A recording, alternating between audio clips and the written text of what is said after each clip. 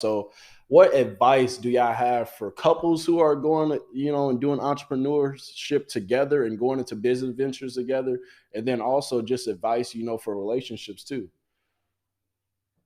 Both. Yeah, Don't give for up. one, No, I'm saying for both. yeah, for The both. thing is, don't give up, right? So to be in pursuit of that, understanding like, you know what, it's tough now, but this ain't even the end all be all. It's something greater. And I'm gonna get tired. I'm gonna get stressed out sometimes. But I just remember, like, God is in the midst of what we have going on. God is in the midst of my business. God is in the midst of my marriage. God is in the midst of my parenting. So the thing is, stay in pursuit. Don't lose that zeal, though. That zeal, it makes you move different. Like when you're zealous about something, it makes you move different. Like, I got a little business. That's not zealous. Like, Right. can I make this disclaimer, please? Go ahead, do it. Let the people know. Everybody is not supposed to be an entrepreneur. Hey, amen to that. Everybody is not. And people think that they are. These PPP loans got folks fooled. I'm just going to throw it out there.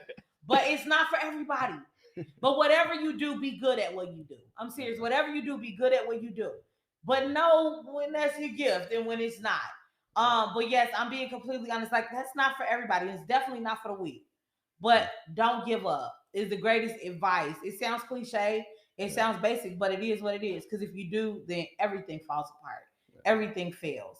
Yeah, that's the greatest advice I can give. What about you, Amar? What do you think is some good advice that you can give a young entrepreneur trying to get into the same lane that we in? I would say the same thing. Don't give up, and I just feel like don't give up is the advice, and I feel like if you really love what you're doing, you won't give up. You know what I mean? I can't give up. I can't, even if I was to go get a job and work 12-hour shifts, I would still find time to do what I love to do. And I feel like if you feel like you do, I mean, if you ever do give up, that I feel like that may be those people who entrepreneurship is not for you, because it's really like, I don't do what I do for money.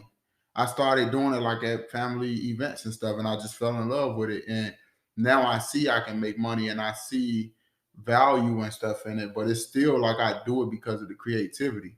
And I just can't ever see myself giving up. And I feel like that's what the entrepreneurship is. So, basically if you would know if you're supposed to be an entrepreneur or not.